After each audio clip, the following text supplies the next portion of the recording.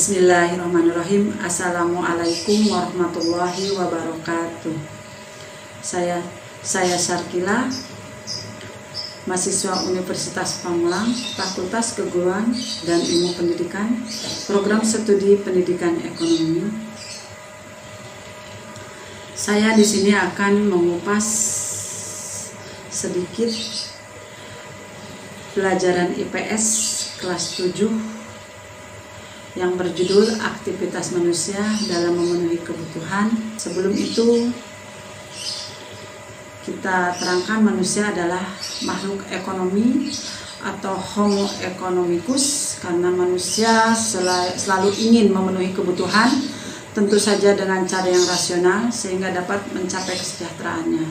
Jadi kita bisa di sini melihat dari definisi manusia makhluk ekonomi itu, bahwa manusia itu dengan berusaha berbagai cara dan kemampuannya dengan segenap pemikirannya hanya untuk mensejahterakan dan untuk memenuhi kebutuhannya.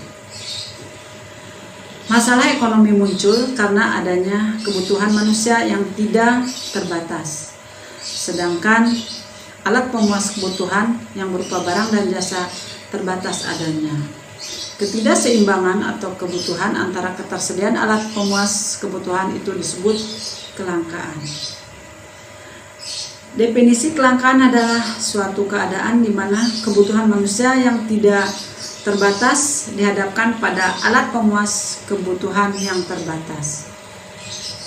Kelangkaan sering terjadi saat terjadi bencana, baik bencana karena alam maupun manusia. Misalnya pada saat bencana banjir, di mana akses menuju ke suatu tempat menjadi rendah. Hal ini dapat mengakibatkan terganggunya sistem distribusi barang, hingga jumlah barang yang dibutuhkan lebih kecil dibanding kebutuhan manusia itu sendiri. Kebutuhan adalah suatu keinginan terhadap suatu barang, menuntut adanya pemenuhan. Apabila tidak dipenuhi, maka akan mempengaruhi kehidupan. Kebutuhan terbagi berbagai macam-macam golongan dan sifatnya. Contohnya, kebutuhan menurut intensitasnya yaitu kebutuhan primer, kebutuhan sekunder, dan kebutuhan tersier. Kebutuhan primer itu adalah kebutuhan pokok, kebutuhan yang harus dipenuhi karena bila tidak dipenuhi akan mempengaruhi kelangsungan hidupnya. Contoh, kebutuhan makan, kebutuhan minum, kebutuhan pakaian, dan kebutuhan perumahan. Kebutuhan sekunder adalah kebutuhan yang dipenuhi setelah kebutuhan primer terpenuhi. Kebutuhan sekunder itu adalah kebutuhan yang dipenuhi setelah kebutuhan primer terpenuhi. Misalnya, kebutuhan alat rumah tangga, perabot rumah tangga, TV, kulkas, radio, handphone, dan lain-lain. Kebutuhan tersier adalah kebutuhan yang pemenuhannya dapat ditunda. Kebutuhan tersier ini dipenuhi setelah kebutuhan sekunder terpenuhi, dan kebutuhan ini tidak mempengaruhi untuk kelangsungan hidup manusia.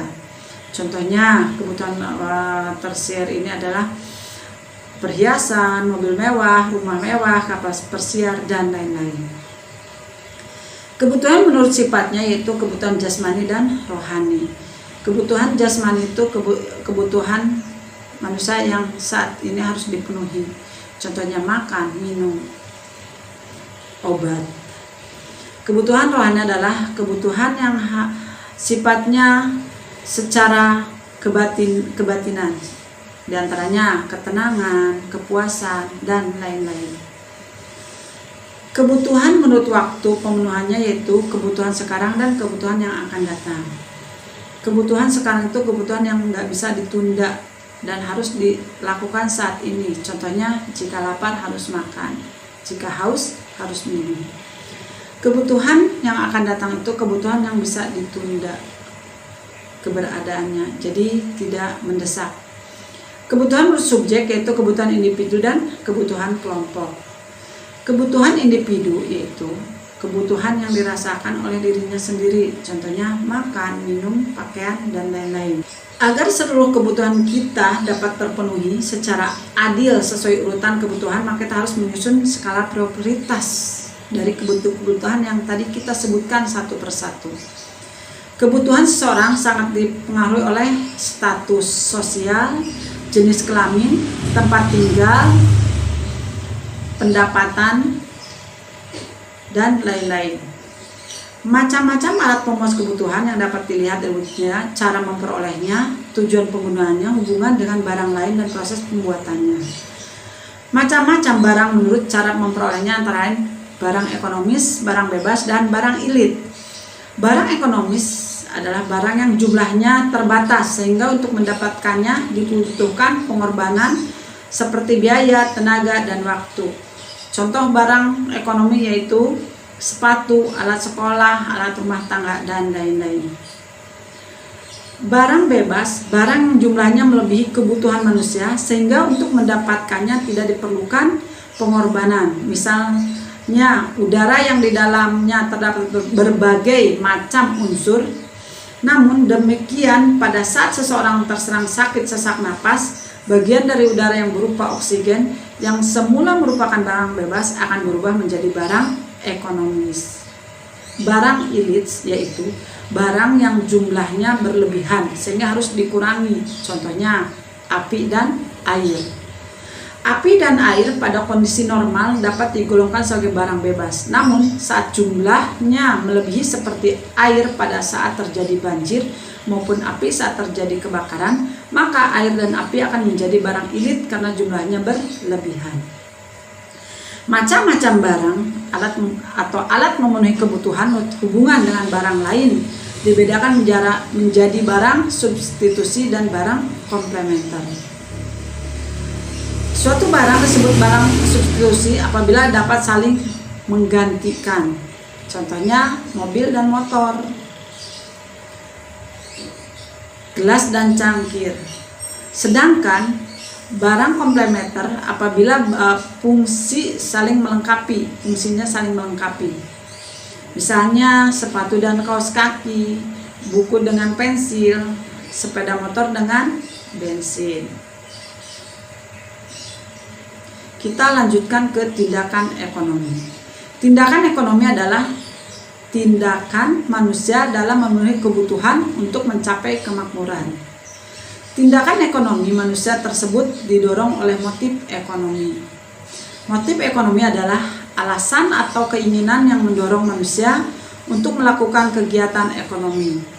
Macam-macam motif ekonomi antara lain motif memenuhi kebutuhan, misalnya bekerja, motif berbuat sosial, misalnya penggalangan dana melalui konser musik, motif memperoleh penghargaan, misalnya mengikuti berbagai macam lomba, dan motif mendapatkan kekuasaan, misalnya berdagang dengan banyak cabang.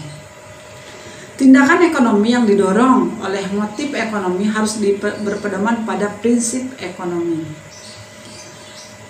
Prinsip ekonomi adalah dengan pengorbanan tertentu untuk mendapatkan hasil yang maksimal atau dengan pengorbanan seminimal mungkin untuk mendapatkan hasil yang maksimal mungkin atau yang lebih banyak. Kegiatan ekonomi seperti produksi, distribusi, dan konsumsi dilakukan oleh rumah tangga, keluarga, rumah tangga perusahaan, dan rumah tangga negara. Produksi adalah kegiatan menghasilkan barang atau jasa atau kegiatan menambah kegunaan barang dan jasa, misalnya mengolah sayuran menjadi makanan siap santap. Tujuan produksi untuk menghasilkan barang atau jasa untuk memperoleh keuntungan dan memenuhi kebutuhan konsumen. Faktor-faktor produksi terdiri dari faktor produksi alam, faktor produksi tenaga kerja, faktor produksi modal, dan faktor produksi kewirausahaan. Faktor produksi yang wajib ada, yang jika tidak ada faktor tersebut maka proses produksi tidak dapat berjalan, disebut faktor produksi asli, yakni alam dan tenaga kerja. Sedangkan faktor produksi turunan tidak harus ada seperti modal dan kewirausahaan. Faktor produksi alam dapat berupa kondisi udara, air, dan kesuburan tanah.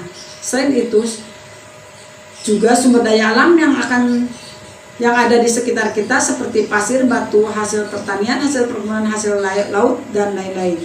Dalam memproduksi barang diperlukan ide kreatif agar menghasilkan produksinya yang disenangi masyarakat, agar menarik konsumen, akan menarik peminat, jadi keuntungan lebih tinggi.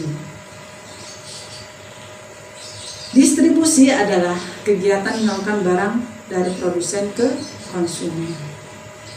Pelaku distribusi adalah distributor.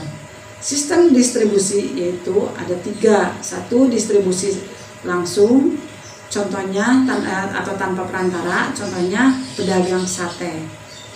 2. Distribusi semi langsung melalui perantara dari produsen, misalnya pabrik tekstil menyalurkan kainnya melalui penyalur khusus. 3. Distribusi tidak langsung melalui agen atau grosir pedagang kecil. Jarak atau antara produsen dengan konsumen akan mempengaruhi daya biaya distribusi. Semakin jauh jaraknya, maka akan semakin mahal biayanya. Oleh karena itu, hal yang paling utama dalam memproses distribusi adalah faktor waktu. Kita lanjut ke konsumsi. Konsumsi adalah kegiatan memakai, menggunakan, atau menghabiskan kegunaan barang atau jasa, baik secara berangsur-angsur atau sekaligus habis. Pelaku konsumsi disebut konsumen. Konsumsi barang dapat juga dikategorikan sebagai konsumsi produktif apabila di dalam melakukan konsumsi bertujuan untuk menghasilkan jasa atau barang yang lain. Sekian ulasan materi IPS kelas 7, aktivitas manusia dalam memenuhi kebutuhannya. Assalamualaikum warahmatullahi wabarakatuh.